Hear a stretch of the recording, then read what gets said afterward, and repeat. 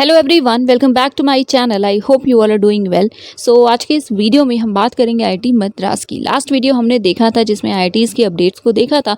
सो वो मेनली जुलाई सेशन के जो एडमिशन थे उनसे रिलेटेड थे, बट कुछ स्पेसिफिक डिपार्टमेंट्स के नोटिफिकेशन कुछ आईआईटीज़ में आए हैं।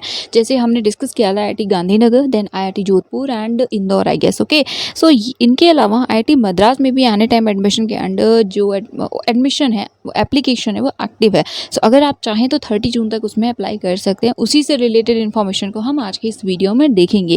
एंड वन मोर थिंग, जो क्राइटेरिया वगैरह है वो ऑलमोस्ट सिमिलर है जैसा रेगुलर एडमिशन्स में होता है। ओके, सो अगर आप चाहें तो इसमें भी अप्लाई कर सकते हैं।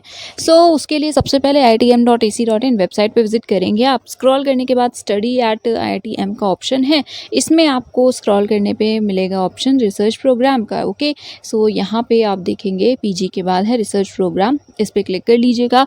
नेक्स्ट पोर्टल ओपन होगा, यहाँ पे हमें लिंक मिलेगा रिसर्च पोर्टल का, जिस पे अल्टीमेटली हमें इन्फॉर्मेशंस मिलेंगी। सो इस पर क्लिक करेंगे तो yes, this is the portal and इसका लिंक डिस्क्रिप्शन में है। सो यहाँ पे सबसे पहले तो आप देख सकते हैं second point, that application window against any time admission mode will be open between 18 May and 30 June 2022। So आप 30 जून तक 30 जून तक अप्लाई कर सकते हैं अगर चाहें तो। इसके लिए कंडीशंस में UG PG है तो आप अभी देखेंगे कंडीशंस को। एंड इसके अलावा अभी अगर आप फाइनल सेम में हैं तो भी आप एलिजिबल हैं अप्लाई करने के लिए। एक्सटर्नल मोड्स में अगर आप अप्लाई करना चाहें, PhD करना चाहें, तो आपको ये प्रूफ देना होगा बेसिकली कि आपका जो करंट ऑर्गेनाइजेशन है वो लिस्टेड है या एक्सेट्रा। ओके, सो ये जो सभी पॉइंट्स हैं इनको प्लीज़ एक बार देख लीजिएगा। अगर आपको डिपार्टमेंट स्पेसिफिक लिंक या कॉन्टैक्ट डिटेल्स चाहिए तो क्लिक हियर पे क्लिक करके आप डिपार्टमेंट वाइज नोटिफिकेशन या कुछ और इन्फॉर्मेशन वगैरह देखनी हो तो वो भी देख सकते हैं। एंड डिपार्टमेंट वाइज लिंक्स यहाँ पे आपको मिल जाएंगे। ओके, एंड आफ्टर दैट यहाँ पे सिमिलरली कुछ और पॉइंट्स हैं। एक्सटर्नल कैटेगरी के फीस स्ट्रक्चर क्या है, रिवाइज्ड है जो कि वो है। पार्ट टाइम कैटेगरी के अंडर अगर अप्लाई करना चाहते हैं तो उसके लिए भी सेम लिखा है दैट आप अभी वर्क कर रहे हैं उस सिचुएशन में जिसका जो डिस्टेंस है वो कम्यूटेबल डिस्टेंस है IIT मद्रास एक्सेट्रा। सो इन पॉइंट्स को देख लीजिएगा। आफ्टर दैट ये login and create new account का ऑप्शन है। सो अगर आप ऑलरेडी रजिस्टर्ड हैं तो आप लॉगिन कर सकते हैं। अगर आप चाहते हैं कि न्यू अकाउंट बनाए तो आप न्यू अकाउंट बना सकते हैं। Okay, and yes, after that यहाँ पे देखिए दैट एप्लीकेशन वाइट किए गए हैं जो भी एलिजिबल कैंडिडेट्स हैं PhD and MS by research programs के लिए। कैटेगरीज में रेगुलर है, पार्ट टाइम, एक्सटर्नल स्कीम है IIT मद्रास की। HTR यस आपको मिलेगा, डिफरेंट एजेंसीज हो सकती हैं उनकी तरफ से। अगर आपको फेलोशिप मिलनी है, आप JRF है तो वो भी आपको मिलेगा। ओके, शॉर्टलिस्ट होते हैं तो आपको टेस्ट और इंटरव्यू या सिर्फ इंटरव्यू के लिए कॉल आएगा।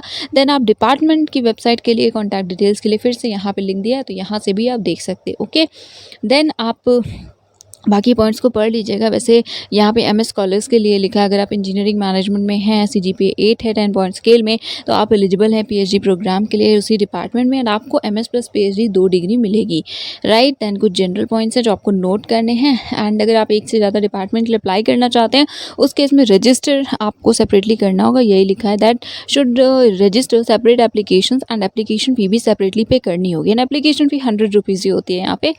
एंड यस, तो FAQs को भी देख लीजिएगा। हार्ड कॉपी सबमिट नहीं करनी है, ऑनलाइन ही अप्लाई करना है। सो यस, नाउ यहाँ पे रिसर्च मेन मेन्यू दिख रहा है, इसको एक्सपैंड कर लीजिएगा। देन ड्रॉप डाउन में है admission brochure. Apart from that यहाँ FAQ है, डिपार्टमेंट्स का list again, then important dates in contact section. इनमें से जिसकी भी आपको नीड हो आप उसे एक्सप्लोर कर सकते हैं। तो चलिए अब हम ओपन करते हैं एडमिशन ब्रोशर को। So yes, now this is the research admission brochure for any time admission 2022 and यहाँ पे लास्ट डेट 30 जून है। देन कंटेंट्स हैं तो आपको कोई स्पेसिफिक इन्फॉर्मेशन चाहिए तो आप देख सकते हैं। वैसे जो इंपॉर्टेंट है वो ऑलरेडी सॉर्ट ऑफ हाईलाइटेड है, राइट, ब्लू कलर्ड है फॉन्ट है इनका। सो फाइनेंशियल असिस्टेंस हम देखेंगे, देन फीस, कैटेगरीज, क्वालिफिकेशन क्या रिक्वायर्ड है एक्सेट्रा। तो चलिए देखते हैं, डायरेक्टली ओपन करते हैं इन इंपॉर्टेंट पेजेस को ही। Before that here is the application fee जो कि male candidates OBC EWS and general के जो है उनके लिए 100 है। बाकी सभी कैटेगरी के लिए फीमेल्स के लिए, जैसे आप जनरल EWS या कोई भी हो, आप फीमेल हो तो 50 है। And apart from that SC ST PWD male candidates का भी 50 रुपीज़ है एप्लीकेशन फ़ी। ओके, बाकी आप सेपरेटली भी अप्लाई कर सकते हैं, मल्टीपल डिपार्टमेंट्स के लिए भी कर सकते हैं। And one more thing, OBC EWS में अप्लाई कर रहे हैं तो आपका जो सर्टिफिकेट है वो लाइक इस पर्टिकुलर फाइनेंशियल ईयर का होना चाहिए, दैट इज़ 1 अप्रैल 2022 या उसके बाद का होना चाहिए। ओके, सो यस, अब देखते हैं next information. So first of all financial assistance, अगर आप रेगुलर कैटेगरी में सेलेक्ट होते हैं तो येस आपको HTRA मिलेगा, जो कि कितना है तो देखिए यहाँ पे PhD के लिए HTRA 31,000 पर मंथ ही है, जो कि 2 इयर्स के लिए है, देन 35,000 हो जाता है, ठीक है। देन विदाउट असिस्टेंटशिप में आप अप्लाई कर रहे हैं तो देखिए पार्ट टाइम है, एक्सटर्नल है, QIP स्टाफ, फॉरेन नेशनल्स या प्रोजेक्ट NHTRA। सो अगर इनमें से किसी कैटेगरी क्लिक करें तो आपको फेलोशिप या असिस्टेंटशिप इंस्टीट्यूट की तरफ से नहीं मिलती है। प्रोसीजर क्या होगा, सो टेस्ट एंड इंटरव्यू है, सिंपल।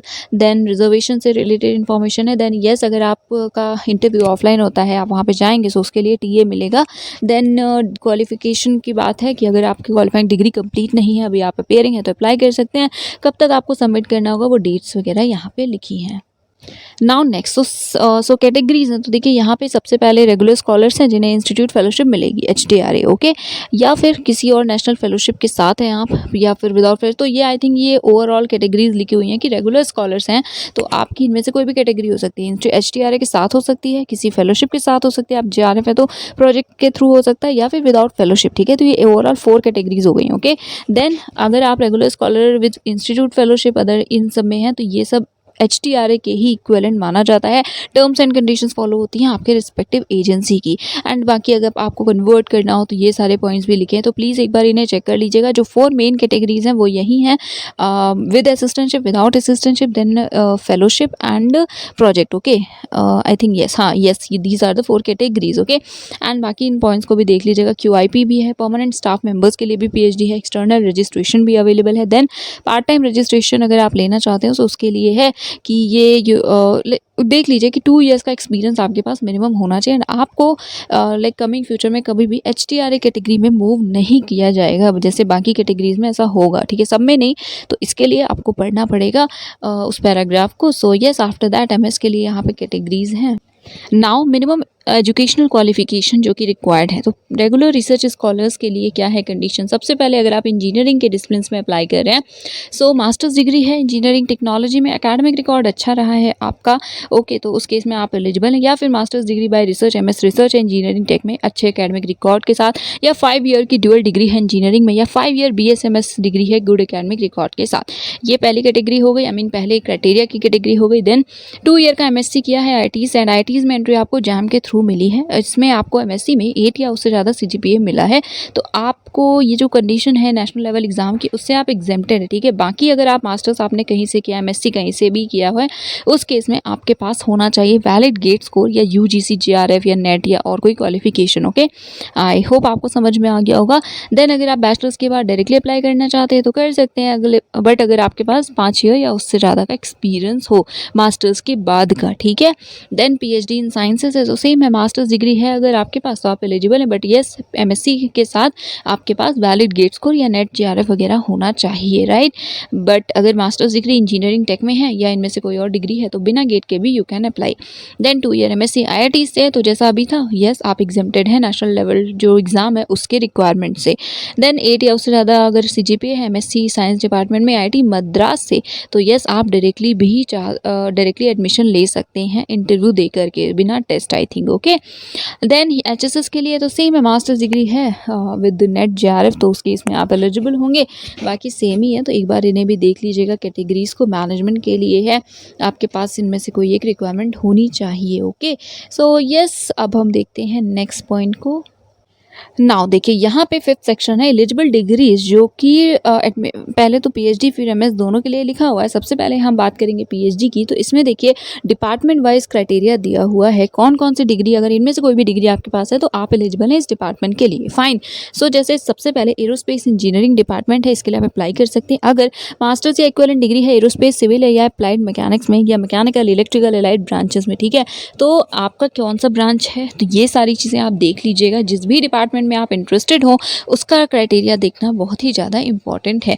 हम बात अब सिर्फ डिपार्टमेंट्स की करेंगे। सो डिपार्टमेंट्स में एरोस्पेस इंजीनियरिंग अवेलेबल है, देन अप्लाइड मैकेनिक्स है, बायोटेक्नोलॉजी है, केमिकल इंजीनियरिंग है, केमिस्ट्री है, and one more thing guys, तो ध्यान से देख लीजिएगा क्राइटेरिया को। हो सकता है किसी इंजीनियरिंग डिपार्टमेंट में गेट की रिक्वायरमेंट हो या, ठीक है, तो इन चीज़ों को एक बार देख लीजिएगा। डिपार्टमेंट का क्राइटेरिया बिल्कुल भी मत भूलिएगा देखना। नेक्स्ट सिविल इंजीनियरिंग है, आफ्टर दैट है CSE, then electrical engineering design, HSS.